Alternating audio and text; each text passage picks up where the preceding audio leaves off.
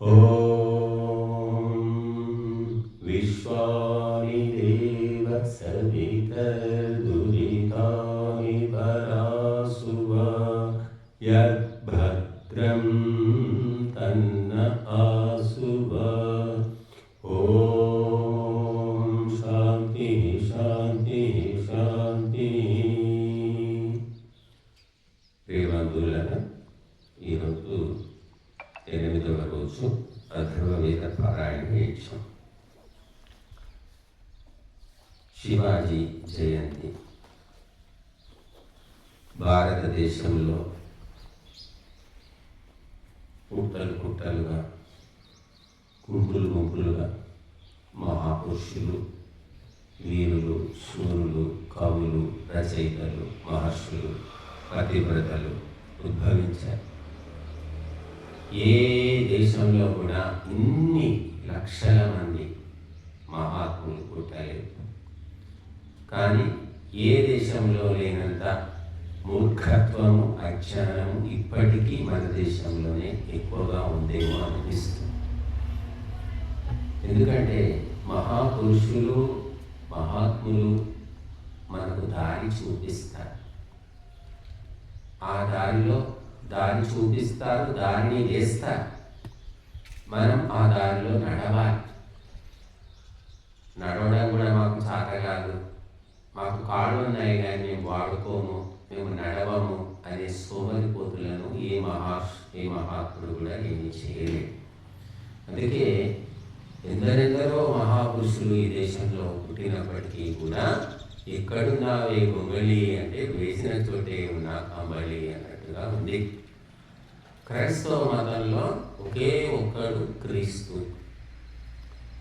ఇస్లాంలో ఒకే ఒక్కడు మహమ్మదు. ఆ ఇద్దరిని తీసేస్తే క్రైస్తవము కుప్పకూలుతుంది, ఇస్లాము గాలి తిరిగిపోతుంది. కానీ మన ధర్మము లోపల ఒక వ్యక్తి ప్రధానంగా లేదు. ఏ వ్యక్తిని తీసేసినా ఈ వైదిక ధర్మ పరంపర కొనసాగుతూనే ఉంటుంది. రాముడిని తీసేయండి, సీతమ్మని తీసేయండి, ఏమైంది? నష్టమే. రామాయణం పోయింది. రామాయణం పోతే భగవద్గీత చదువుకుంటారు. సరే, భగవద్గీత కూడా తీసేయండి, భారతం తీసేయండి, నష్టమేముంది? రామాయణం పోయింది, భగవద్గీత పోయింది, భారతం పోయింది. ఉపనిషత్తులు చదువుకుంటారు. ఉపనిషత్తుల్లో కూడా అదే సత్యం. ఆ ఉపనిషత్తులు పోయాయనుకోండి, వేదాలు చదువుకుంటారు. వేదాలు కూడా పోతే దర్శనాలు ఉన్నాయి. అలాగా మనం ఏ ఒక్క పుస్తకము పోయినప్పటికీ, మనం వదిలేసినప్పటికీ కూడా మన ధర్మము అనేది నిలబడి ఉంటుంది. తెలుసుకోవచ్చు. ఎందుకంటే వ్యక్తుల మీద, పుస్తకాల మీద ఆధారపడి లేదు. ఇది సనాతనము అని చెప్పారు. సనాతనం అంటే అతి పురాతనము, అతి ఆధునికం, రెండు ఎప్పటికీ ఉండేది, ఆది లేనిది, అంతము లేనిది సనాతనం అని నిర్వచనం. కాబట్టి సూర్యుడికి ఆది లేదు, అంతము లేదు. చంద్రుడికి ఆది లేదు, అంతము లేదు. ఈ నదికి ఆది ఎక్కడుంది? ఈ భూమి ఎక్కడ మొదలైంది? ఈ సృష్టి ఎక్కడ మొదలైంది? ఈ పగలు ఎప్పుడు మొదలైంది? రాత్రి ఎప్పుడు మొదలైంది? ఈ మరణం ఎప్పుడు మొదలైంది? జన్మం ఎప్పుడు మొదలైంది? అంటే ఒకదాని వెనుక వస్తూనే ఉన్నాయి. ఈ సృష్టి ప్రళయం అయిపోయింది, ప్రళయం అయిపోతే మళ్ళీ సృష్టి, అది ప్రళయం అయిపోతే మళ్ళీ సృష్టి. దీనికి ఆది అంతము లేదు ఈ సృష్టికి, సృష్టిలోని వస్తువులు. అలాగా ఈ ధర్మము, వైదిక ధర్మము పరమాత్మ ప్రబోధించింది, మనుషులు కనిపెట్టింది కాదు. మనుషులు కనిపెట్టిన వస్తువులకు ఆది అంతము ఉంటుంది. కనుక పరమాత్మ ఏర్పరిచిన వ్యవస్థ కాబట్టి ఇది అనాది అనంతము అని తెలుసుకోవాలి. ఇది ప్రకృతి సూత్రాలను ఆధారంగా చేసుకొని పరమాత్మ ఏర్పరిచినటువంటిది. ఈ మొత్తము బ్రహ్మాండంలో మనిషి కర్తవ్యం ఏమిటి, మానవ జన్మ పరమార్థం ఏమిటి అంటే స్వర్గము, మోక్షము, ఈ రెండు సాధించి. ఇందుకోసమే మానవ శరీరాన్ని పరమాత్మ తయారు చేశాడు. స్వర్గము కావాలంటే యజ్ఞము, మోక్షం కావాలంటే యోగము, ఈ రెండు మనకు శరణ్యం. కనుక మిగతా జంతువులాగా జీవులాగా ఏదో ఒకటి తిరగడము, పడుకోవడము, సంతానం కనడము, ఇంతే కాదు. ఇది పాశవిక జీవితం అంటారు. మనిషి జీవితంలో పరమార్థం ఏమిటంటే బుద్ధి, వివేకము. వీటితోటి అతడు ధర్మాలు తెలుసుకొని తన జన్మ లక్ష్యాన్ని సాధించాలి. అది మానవ జన్మలోనే సాధ్యమని. వర్షం పడుతుంది, ఏ జీవైనా వర్షంలో తడుస్తుంది. కానీ మనిషి గొడుగు పెట్టుకొని వెళతాడు, తడవకుండా వెళ్ళగలుగుతాడు. ఆ తెలివి మనిషికి ఉంది. మనం ఇతర జీవులకు గొడుగు ఇచ్చినా అవి వాడుకునే తెలివి లేదు. ఎండ లోపల అన్ని జీవులు కాళ్ళు కాలుతుంటాయి, మనం చెప్పులు వేసుకుని వెళ్ళవచ్చు. ఇతర జీవులకు చెప్పులు ఇస్తే వేసుకుంటాయి, వేసుకోలేదు. కాబట్టి మనిషికి ఒక ప్రత్యేకత అనేది సృష్టి లోపల ఉంది. కానీ మనిషి ఈ ఉపదేశము లేక వైదిక పరంపరను పక్కన పెట్టేసి కేవలము తిండి, సంతానము, సంపాదన అనే విషవలయంలో నక్కిపోతున్నాడు. పశువు కంటే, జంతువు కంటే గుణహీనంగా మారిపోయాడని చెప్పొచ్చు. మనం పొద్దున లేస్తే ఈ జంతువులు, పక్షులన్నీ తిండి కోసం వెతుకుతూ ఉంటాయి. మనిషి కూడా ఇంచుమించు అంతకే అయిపోయింది. కానీ ఏ జీవికైనా తిండి దొరుకుతూ ఉంది. అవి దాచిపెట్టుకోకపోయినా అవి ఆకలితో చావడం లేదు. కానీ మనిషి గదుల్లో బస్తాలు ధాన్యాలు దాచిపెడుతున్నప్పటికీ కూడా అతడు ఆకలితో చచ్చిపోతున్నాడు, లేకపోతే ఆకలి లేక చచ్చిపోతున్నాడు. తిన్నది ఎక్కువై చచ్చిపోతున్నాడు, తిండి దొరకక చచ్చిపోతున్నాడు. ఈ రకమైన వైవిధ్యము మానవ జాతిలో మనం చూస్తాం, ఇతర జీవుల్లో కనిపించదు. కాబట్టి మహాపురుషులు మనకు మార్గదర్శనం చేశారు, ఎన్నో రకాల ఉపదేశాలు చేశారు, ఎన్నో గ్రంథాలు రాసి పెట్టారు. కొత్తగా మనం తొంగి తీసేదేమీ లేదు. అలాగే వీరులు, శూరులు మనకెంతో శక్తిని, ఎంతో పౌరుషాన్ని అందించారు మనకు. కానీ అది వాళ్ళు ఉన్నన్ని రోజులు అలాగా నడిచింది, క్రమక్రమంగా తగ్గిపోతూ వచ్చింది. ఈరోజు శివాజీ జయంతి అని మనం వింటున్నాం. శివాజీ లాంటి వ్యక్తి ఏ దేశంలో పుట్టి ఉన్నా ఆ దేశము ప్రపంచంలోనే అగ్రగామిగా ఉండేది. కానీ మన దేశంలో పుట్టినందుకు మనం ఎక్కడున్నామంటే థర్డ్ క్లాస్, 3వ స్థానంలో ఉన్నాం. ప్రపంచంలో మొదటిది అమెరికా, 2వది చైనా, 3వ స్థానంలో మనం ఉన్నాం. ఎందుకంటే శివాజీ మనకు గొప్ప రాజనీతిని చూపించాడు, అలాగే ధార్మిక నీతిని కూడా చూపించాడు. ధర్మముతో రాజకీయం ఎలా నడపాలో ఆయన చూపించాడు. ఈనాడు మన రాజకీయ నాయకులు ఉన్నారు, ఎవరికి ధర్మము తెలియదు, దైవము తెలియదు, దైవభీతి లేదు, అలాగే ధర్మ ఆచరణ కూడా లేదు. మొత్తము నాయకులంతా ఒక మందలాగా తయారైపోయారు. ధర్మాన్ని నాశనం చేయడానికి కంకణం కట్టుకున్నట్టుగా మనకు కనిపిస్తుంది. ఈ పార్టీ ఆ పార్టీ కాదు, ఈ ప్రభుత్వం ఆ ప్రభుత్వము కాదు, ఈ నాయకుడు, అందరూ అదే మంద. ఎందుకు ఇలా తయారయ్యారు అంటే ఇది కాల వైపరీత్యమేమో అనిపిస్తుంది. గురువులు కూడా లక్షల కోట్ల ఆస్తులు జమ చేసుకోవడం, ఎవడైనా ఎమ్మెల్యేనో ఎంపీనో వస్తే వాడికి ఆశీర్వాదాలు ఇవ్వడం తప్ప వాళ్లకు మార్గదర్శనం చేస్తున్నట్టు ఎక్కడా కనిపించడం లేదు. కాబట్టి ఈనాడు భారతదేశము ప్రపంచానికి జగద్గురువుగా ఉండవలసింది ఈనాడు ఒక సామాన్యమైన స్థితిగతుల్లో నలిగిపోతూ ఉంది. ఒక మహాపురుషుడు పుట్టాడంటే 1000 ఏళ్ళు ప్రభావితం చేస్తాడు, 1000 ఏళ్ల మానవ జీవితాలను మలుపు తిప్పుతాడు. మరి శివాజీ ఇచ్చిన రాజనీతి సూత్రాలు, చాతుర్యం ఎంతో గొప్పగా అసలు. కానీ ఏమి నేర్చుకున్నాం మన జీవితంలో అంటే ఆ శివాజీ పాఠమే మనకు చదువుల్లో లేకుండా చేశారు. చూడండి, మనకెక్కడ చదువు లోపల అక్బర్ గురించి, జహంగీర్ గురించి, షాజహాన్ గురించి, ఔరంగజేబు గురించి, హుమాయూన్ గురించి, మొఘలు పాలకుల గురించి మనకు ఉంటుంది, సుల్తాన్ల గురించి తప్ప శివాజీ చరిత్ర మనకు ఇక్కడ ఉండదు. ఎందుకు అంటే శివాజీ చరిత్ర మీరు చదివితే మీరు వీరుడిగా తయారవుతారు. వీరుడైతే అన్యాయాన్ని, అధర్మాన్ని ఎదుర్కొంటారు. ఎదుర్కొంటే ఈ దుష్ట వ్యవస్థ కుప్పకూలిపోతుంది. కాబట్టి వీరులు తయారు కాకూడదు. ఈ దుష్ట వ్యవస్థ ఇలాగే నడవాలంటే భ్రష్టులు, దుష్టులు, నీచులు, లంపటుల యొక్క చరిత్ర చదివించాలి. అదే మొఘలాయుల చరిత్ర మనం చదువుతూనే ఉన్నాం. అందుకే ఎక్కడ చూసినా, ఎందుకంటే మొఘలాయులంతా తాగుబోతులు, తిండిబోతులు, తిరుగుబోతులు, వ్యభిచారులు, పని దొంగలు, సోమరిపోతులు. అందుకే వాళ్ళ చరిత్ర చదివి దేశమంతా సందులో ఇంటింటా కూడా తాగుబోతులు, తిరుగుబోతులు, తిండిపోతులు, పని దొంగలు, సోమరిపోతులు తప్ప ఒక వీరుడు, ఒక ధార్మికుడు, ఒక బుద్ధిమంతుడు, గుణవంతుడు మనకి ఎక్కడ కనిపించడం. కాగడ పెట్టి వెతికినా కనిపించడం. అంటే చరిత్ర మర్చిపోయిన జాతి చరిత్రహీనులైపోతారు అన్నట్టే అయ్యింది.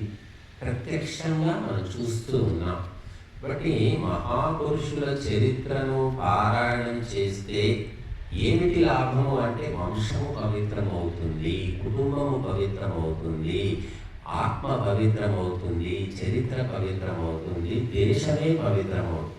భారతదేశం అత్యంత పవిత్రమైన దేశం అని చదువుకునే వారం. నేను నా దేశం పవిత్ర భారతదేశం, సాటి లేనిది, దీటురానిది, శాంతికి నిలయం నా దేశం అని చిన్నప్పుడు మనం విన్నాం పాట. కనుక అటువంటి పవిత్రమైన దేశంలో నీచుల చరిత్రను మనతో చదివించి తప్పనిసరి చేసి మనందరినీ కూడా భ్రష్టులుగా మార్చేశారు. కాబట్టి శివాజీ చరిత్ర చదివితే ఒక ధార్మికుడైన రాజు ఎలా ప్రవర్తిస్తాడో మనకు తెలుస్తుంది. ఇప్పుడు రామరాజ్యంలో రాముడి గురించి విన్నాం మనం, భారతంలో ధర్మరాజు గురించి విన్నాం. కానీ ఈ కలియుగంలో 1000 ఏళ్ల క్రిందట కాదు, శివాజీ 400 ఏళ్ళు అవుతుంది అనుకుంటా. మరి 400 ఏళ్ల క్రిందట మరి వేదాలు మహర్షులు చెప్పినటువంటి వ్యక్తిత్వంతో అలరారినటువంటి శూరుడు, ధీరుడు శివాజీ అని మనం తెలుసుకోవచ్చు. అతనిలో కీర్తి, కాంత, కనకము పట్ల వ్యామోహము లేదు. మామూలుగా రాజులు, జమీందారులు, భూస్వాములు వీళ్ళందరికీ కూడా ధనం పట్ల వ్యామోహం, స్త్రీల పట్ల వ్యామోహం ఉంటుంది. మరి అక్బరు యొక్క జనాన అంటే అంతఃపురంలో 1000 మంది స్త్రీలు ఉండేవాడు. అందరినీ ఎత్తుకురావడము, కొనుక్కోవడము, ఏదో రకంగా ఆయన జనాలను నింపేసుకున్నాడు. అలాగే మొన్నటిదాకా నిజాం నవాబు, మీ అందరికీ తెలుసు, నిజాం నవాబు యొక్క జనాన అంటే అంతఃపురంలో 100 మంది మహిళలు ఉండేవాడు. ఒక రాజుకు అంతమంది భార్యలు ఎందుకు అంటే అది ప్రెస్టేజ్. కానీ శివాజీ అటువంటి పని చేయలేదు. ఏ రాజ్యాన్ని జయించినా, ఏ రాజును ఓడించినా వారి స్త్రీల పట్ల చాలా మర్యాదగా మెలిగినట్టుగా చరిత్ర చెప్తూ ఉన్నది. మనం అవమానించలేదు, వాళ్ళను చెరపట్టలేదు. అది శివాజీ యొక్క గొప్పతనం. కనుక ఒక రాజు ఎలా ఉండాలో మనం ఈనాడు నాయకులందరూ కూడా శివాజీ చరిత్ర నుండి నేర్చుకోవచ్చు. శివాజీ లాంటి వ్యక్తి ఎలా తయారయ్యాడు అంటే బ్రహ్మశక్తి. గుర్తుపెట్టుకోవాలి, శివాజీ తల్లి యొక్క స్ఫూర్తితోటి, తల్లి ప్రేరణతోటి, తల్లి పెంపకంతో తయారయ్యాడు. ఎందుకంటే తండ్రి ఎప్పుడో ఆ మొఘలాయుల దర్బార్లో పనిచేసేవాడు, ఎప్పుడో ఇంటికి వచ్చేవాడు, పోయేవాడు. మరి తల్లి ఆమెకేమి చదువు రాదు. కానీ రామాయణము, భారతము లాంటి కథలు విని ఆ స్ఫూర్తిని నింపుకొని కొడుకుకు ఉగ్గుపాలతో నేర్పించిందని. ఊరిపోసింది కథల రూపంలో, పాటల రూపంలో. కనుక శివాజీ 16 ఏళ్ల వయసుకే ఒక కోటను జయించి తన ధర్మధ్వజాన్ని ఎగురవేశాడు. తర్వాత తల్లి గీచిన గీటు దాటకుండా ఎన్నో గొప్ప ఘనకార్యాలు సాధించాడు. అందుకే రాజమాత జిజియాబాయి అంటాం. ఆమె పుట్టిన రోజును మదర్స్ డేగా జరుపుకుంటారు మహారాష్ట్రలో. ఒక తల్లి కర్తవ్యం ఏమిటి? కేవలము రుచికరమైన వంటలు తయారు చేసి తినిపించడమే అనుకుంటున్నారు ఈనాడు చాలామంది తల్లు. భార్య కర్తవ్యం ఏంటి? భర్త పసు ఖాళీ చేయడం, అదే కర్తవ్యం అనుకుంటున్నారు చాలామంది భార్య. కానీ శివాజీ తల్లి, ఒక తల్లి ఎలా ఉండాలో మళ్ళీ కౌసల్య తర్వాత మనకు నిరూపించింది, ఒక యశోద తర్వాత నిరూపించింది. కనుక ఆమె ఒకే ఆ శివాజీకి ఎంతో గొప్ప ధైర్యాన్ని, వీరత్వాన్ని ఇచ్చి ప్రోత్సహించింది. ఆ తల్లి లేకపోతే ఆ శివాజీ లేడు. అందుకోసమే బ్రహ్మశక్తి అంటారు. తల్లి అంటే ఎవరు అంటే బ్రహ్మశక్తి, కొడుకు అంటే ఎవరు? క్షాత్రశక్తి. కాబట్టి బ్రహ్మశక్తి పవిత్రంగా ఉంటే ఆ సంతానం కూడా పవిత్రంగా ఉంటుంది. బ్రహ్మశక్తి అపవిత్రమైందంటే ఇక ఆ వంశంలో ఎవరు పుట్టినా వ్యర్థమే. అందుకే బ్రహ్మశక్తి ఎలా ఉండాలి? ధార్మికురాలై ఉండాలి, గుణవంతురాలై ఉండాలి, బుద్ధిమంతురాలై ఉండాలి, పతివ్రత అయి ఉండాలి, దైవ భక్తురాలై ఉండాలి. అటువంటి లక్షణాలు ఉన్నటువంటి తల్లి మరి ఇటువంటి శివాజీని తయారు చేయగలుగుతుంది. శివాజీ హిందూ సామ్రాజ్యాన్ని స్థాపించాడు. శివాజీ వెనక బలగము లేదు, సైన్యము లేదు, ఏనుగులు లేవు, గుర్రాలు లేవు, రథాలు లేవు, ఆయుధాలు. ఆయన పూర్వీకులు పెద్ద మహారాజులేం కాదు. ఒక సామాన్య కుటుంబంలో పుట్టిన వ్యక్తి బుద్ధి చాతుర్యంతో గొప్ప సామ్రాజ్యాన్ని స్థాపించాడు. మరొకటి, 1000 ఏళ్ల హిందువుల చరిత్రలో ఎంతోమంది వీరులు, శూరులు పుట్టినప్పటికీ కూడా వాళ్ళ వీరత్వం కానీ శూరత్వం కానీ ఎందుకు పనికి రాకుండా పోయింది? ఎందుకంటే నిజమైన రాజనీతిని వాళ్ళు తెలుసుకోలేదు. శాస్త్రాల్లో చెప్పిన రాజనీతిని తెలుసుకొని శత్రువును ఎప్పుడు దెబ్బ కొట్టాలి అనేది తెలుసుకున్నాడు శివాజీ. అందరూ రాజులు కూడా ఫాల్స్ ప్రెస్టేజ్ లోపల నాశనం అయిపోయాయి. అంటే శత్రువును ముఖాముఖి ఎదుర్కోవాలి అంతే తప్ప చాటు దెబ్బ తీయకూడదు అని ఒకప్పుడు మన రాజులంతా నమ్మేవాడు. కానీ వచ్చేవాడు దుర్మార్గుడైనప్పుడు దుర్మార్గుని దుర్మార్గంగానే ఎదుర్కోవాలి అనే సంగతి శాస్త్రాలు చెప్పినప్పటికీ కూడా వాళ్ళు పట్టించుకోలేదు. అందువల్ల ఎవరు కూడా విజయం పరిపూర్ణంగా సాధించలేదు. కనుక వజ్రం వజ్రేణ భిన్నయే, దుర్మార్గుని దుర్మార్గంతో ఎదుర్కోవాలి అన్నట్టుగా శత్రువును కదలికలు గమనించి ఎటువంటి ప్లాన్లు వేయాలో అలా వేసి కొద్దిపాటి సైన్యంతో గొప్ప గొప్ప విజయాలు సాధించాడు శివాజీ. ఎన్నో కోటలు ఆక్రమించాడు. కేవలం ప్లానింగ్, ఉపాయంతో, బలంతో కాదా, బుద్ధిబలంతో. అందుకే ఎవ్వరూ చేయనటువంటి గొరిల్లా యుద్ధం చేశాడు శివాజీ. కొద్దిపాటి సైన్యంతో చాటుగా దెబ్బతీయడం, అది తప్పు అని మన రాజులు అనుకోవడం వల్ల మనము 1000 ఏళ్ల బానిసత్వం అనుభవించాం. ఇప్పుడు దుర్మార్గుడు, మోసగాడు, దోపిడీగాడు, దొంగ మన దేశం మీదకి, మన ధర్మం మీదకి దండెత్తి వచ్చినప్పుడు వాడిని ఎలాగైనా సరే ఎదుర్కోవాల్సిందే అనే రాజనీతి, చాణక్య నీతిని శివాజీ అనుసరించి మరి గొప్ప సామ్రాజ్యం స్థాపించాడు. కనుక ఈనాడు మన నాయకులు ఉన్నారు తప్ప రాజనీతి అనేది ఏ కోశాన మనకు కనిపించడం లేదు. కనుక నిరంతరము భారతదేశము చుట్టూరా కూడా శత్రువులు పెరుగుతూనే ఉన్నారు, శక్తివంతులైపోతున్నారు. శత్రువు ఎప్పుడు బలహీనంగా ఉన్నాడో అప్పుడు చావకుండా లేవకుండా దెబ్బతీయాలని శాస్త్రాలు చెప్తున్నాయి. కానీ మన నాయకులు ఎంత బుద్ధిమంతులు అంటే శత్రువులను క్షమించడము, వదిలేయడము, వాడు ఇంకా శక్తిని పెంచుకొని కులకరాన్ని కొయ్యలాగా తయారయ్యే వరకు కూడా ఊరుకోవడము, ఉపేక్ష చేయడం చేస్తూ వచ్చాయి. మన పక్కనే ఉంది పాకిస్తాన్. ఇంకే సంగతి ఎందుకు?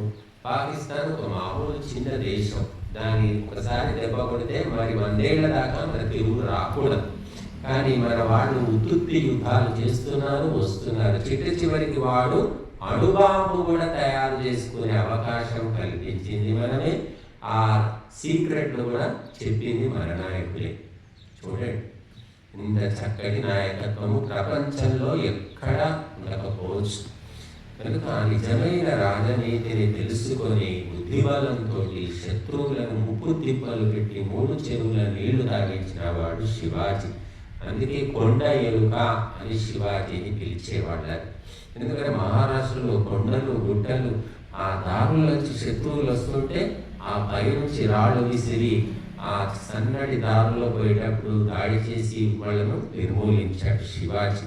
ఆ రకంగా చాలా తెలివిగా వ్యవహరించడం వల్ల ఈనాడు మనమంతా కూడా హిందువులుగా బతికి ఉన్నామని చెప్పుకోవచ్చు. ఇంకా కాలాన్ని బట్టి, సమయాన్ని బట్టి, సందర్భాన్ని బట్టి మరి శివాజీ ఉదయించాడని చెప్పుకోవచ్చు. మరి అటువంటి శివాజీ చరిత్ర మనం తెలుసుకోకపోవడం, నేర్పకపోవడం వల్ల మరి మనుషులందరూ కూడా బుద్ధివిహీనులైపోయారని చెప్పవచ్చు. స్వాభిమానము, స్వావలంబనము, స్వాతంత్ర్యం అనే ఈ 3 భావనలు కూడా ఈనాడు హిందువుల్లో మచ్చుకైనా కనిపించడం లేదు. ఎక్కడికో వెళ్ళిపోదాము, ఇక్కడో బతుకు తెరువు చూసుకుందాము, ఇక్కడ బతకలేము అనేటటువంటి భావాన్ని కల్పించడంలో మన నాయకులు సఫలమైపోయారని చెప్పుకోవచ్చు. మరి శివాజీ ఔరంగజేబు కోటలో ప్రవేశించి అక్కడ బందీగా చిక్కినప్పటికీ కూడా మళ్ళీ ఆయన గురిడి కొట్టించి తప్పించుకోగలిగాడు. అంటే మామూలు విషయం కాదు. అఫ్జల్ ఖాన్ లాంటి ఒక మహా భయంకరమైన బలవంతుడు దుర్మార్గుని యొక్క చేతిలో చిక్కి కూడా వాడినే చంపి తను తప్పించుకోగలిగాడు. అంత చాతుర్యం అతనికి ఉండేది. ఈనాడు మన నాయకుల్లో గల పదవికాంక్ష తప్పితే చాతుర్యం అనేది ఎక్కడా కనిపించడం లేదు. ఇది మన వినాశనానికి దారితీస్తుంది. అందుకే వేదాలు ఏం చెప్తున్నాయంటే నాయకుడు ఎలా ఉండాలి అంటే అగ్ని మాదిరిగా ఉండాలి అని చెప్పారు. ఈ అగ్నిని మనం ఉపాసిస్తున్నాము, అగ్నికి సమర్పిస్తున్నాము. అలాగా అగ్నిర్వై దేవానాం సేనాని అని చెప్పారు. దేవతల సేనానాయకుడు ఎవరు అంటే అగ్ని. ఎందుకు అంటే అగ్ని ఎప్పుడూ జ్వాల పైకి పోతుంది కానీ కిందికి పోదు. అగ్ని ఎప్పుడు తల వంచదు. కనుక నాయకుడు ఎప్పుడు కూడా తల వంచకూడదు, స్వాభిమానంతో ఉండాలి.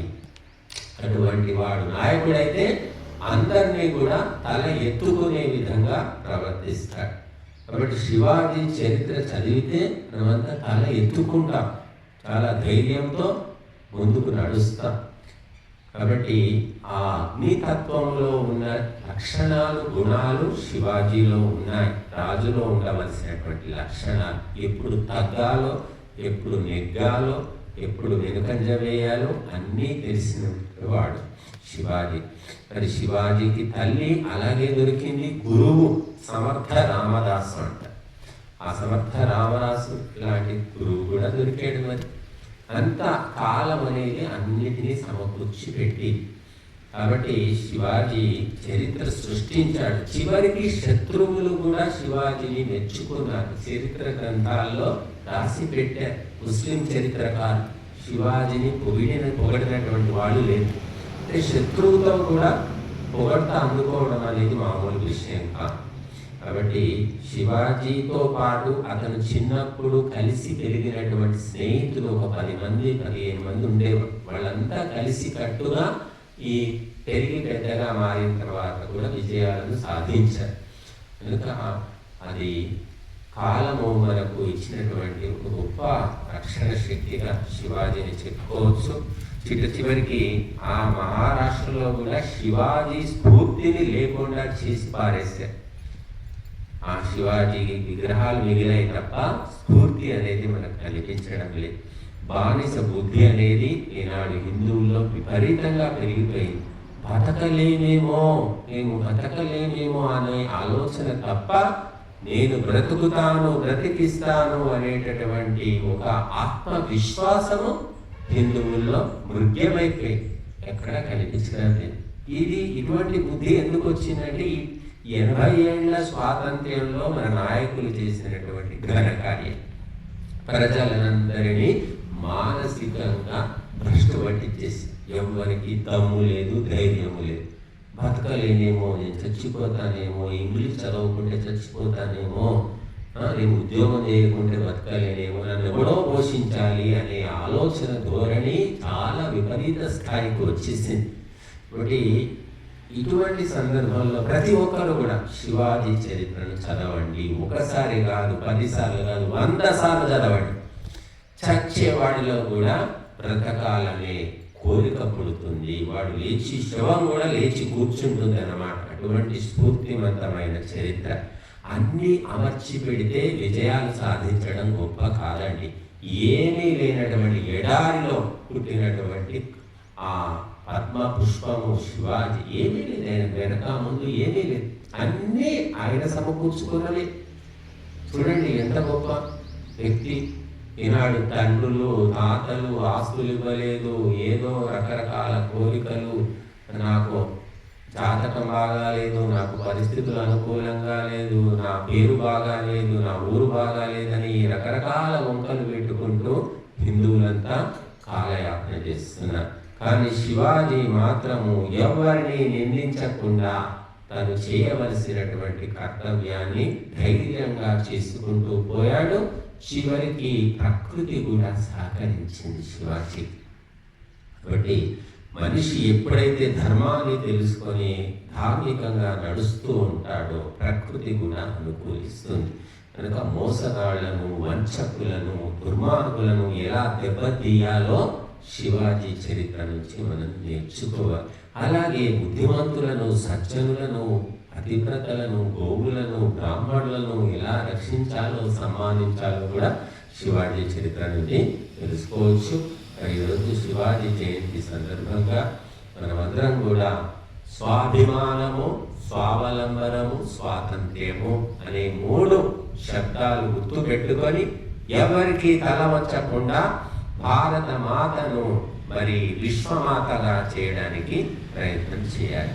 ఓం శాంతి.